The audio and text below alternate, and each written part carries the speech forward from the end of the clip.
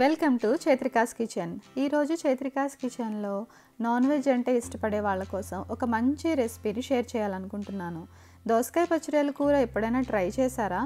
Try చేయకపోతే మాత్రం ఖచ్చితంగా ట్రై చేయండి. చాలా బాగుంటుంది. అసలు దోసకాయ అంటే ఇష్టపడని వాళ్ళు కూడా చాలా ఇష్టంగా మళ్ళీ చేసుకుని అయితే తింటారు. ఇందుకోసం ఇక్కడ నేను మా బ్యాక్ యార్డ్లో ఉన్నటువంటి దోసకాయలను తీసుకున్నాను. ఇవి చాలా పుల్లగా ఫ్రెష్గా ఉన్నాయి. సో మనం రెసిపీ స్టార్ట్ చేసేద్దాం. ముందుగా ఈ దోసకాయల్ని బాగా కడుక్కొని పైన ఉన్నటువంటి చెక్కుని తీసేసుకోవాలి. చెక్కుని తీసుకున్న తర్వాత దాన్ని చిన్న ముక్కలుగా కోసుకొని పక్కన పెట్టుకోవాలి. ఇప్పుడు ఒక అరకిలో రొయ్యల్ని బాగా కడిగి శుభ్రం చేసి పెట్టుకోవాలి. వాటి వెనకాల ఉన్నటువంటి నర్వ్ని కూడా తీసేయాలి, లేదంటే అవి కసకసమంటాయి, రుచి అస్సలు బాగోదు. తర్వాత ఒక పావు చెంచా పసుపు, 1 టీ స్పూన్ సాల్ట్, అలాగే 1 teaspoon red chilli powder, 1 teaspoon ginger garlic paste, కొంచెం ఆయిల్ వేసి ఈ రొయ్యల మిశ్రమాన్ని అంతా కూడా బాగా కలుపుకోవాలి. మళ్ళీ మనం కూరలో ఈ స్పైసెస్ అనేవి కొంచెం యాడ్ చేసుకుంటాం కాబట్టి ఒకేసారి స్పైసెస్ అనేవి యాడ్ చేయొద్దు.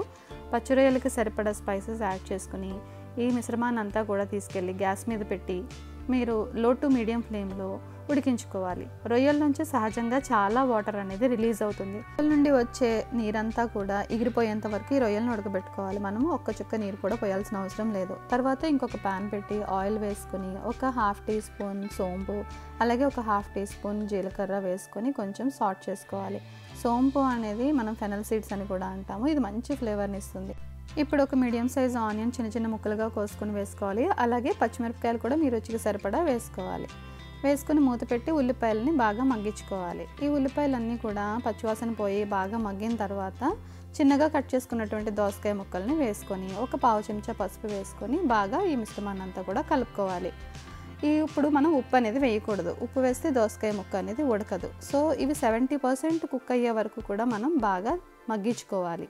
ఇప్పుడు 2 టమాటోలని చిన్న ముక్కలుగా కోసి వేసుకోవాలి.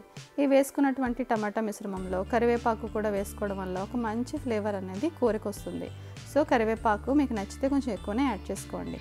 ఇప్పుడు 1 teaspoon red chilli powder, అలాగే కలర్ కోసం కొంచెం కాశ్మీరీ చిల్లీ పౌడర్, సాల్ట్ మీ రుచికి సరిపడా వేసుకోవాలి. ఆల్రెడీ మనం రొయ్యల్లో వేసాము, సో చూసి వేసుకోండి.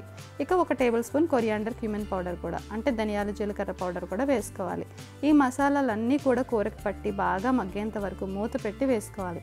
మీరు గమనించినట్లయితే నేను ఈ కూరలో ఒక్క చుక్క నీరు కూడా పోయలేదు. ఇప్పుడు ఉడకబెట్టుకున్నటువంటి రొయ్యల మిశ్రమాన్ని కూడా ఈ దోసకాయల్లో వేసి కలుపుకోవాలి. ఇక్కడ రొయ్యలు దోసకాయలు కూడా 70% మనకు ఆల్రెడీ కుక్ అయిపోయి ఉన్నాయి. ఈ 2 ఉడకబెట్టేటప్పుడు మనం ఎలాంటి వాటర్ పోయలేదు. కేవలం లో టు మీడియం ఫ్లేమ్లో మూత పెట్టి మగ్గించుకోవడం వల్ల కూర అనేది చాలా రుచిగా ఉంటుంది. చివరిగా 1 టేబుల్ స్పూన్ గరం మసాలా కూడా వేసుకొని కూర అంతా కూడా బాగా కలుపుకోవాలి. తర్వాత ఒక 1/2 గ్లాసు వాటర్ పోసుకొని మరొక్కసారి బాగా కలిపి మూత పెట్టి 2 నిమిషాలు కూరని మగ్గించుకోవాలి. ఇలా మగ్గించుకునేటప్పుడు మీకు కూర నుండి ఆయిల్ అనేది బయటకు వస్తుంది.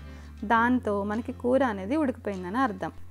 ఇక లాస్ట్లో కొత్తిమీర చల్లుకొని కూరని బాగా కలుపుకొని మీరు సర్వ్ చేసుకోవచ్చు. ఒకసారి కూరని డిష్ అవుట్ చేసేసిన తర్వాత వేడివేడి అన్నంలో కానీ చపాతీలో కానీ వేసుకొని తింటే చాలా బాగుంటుంది.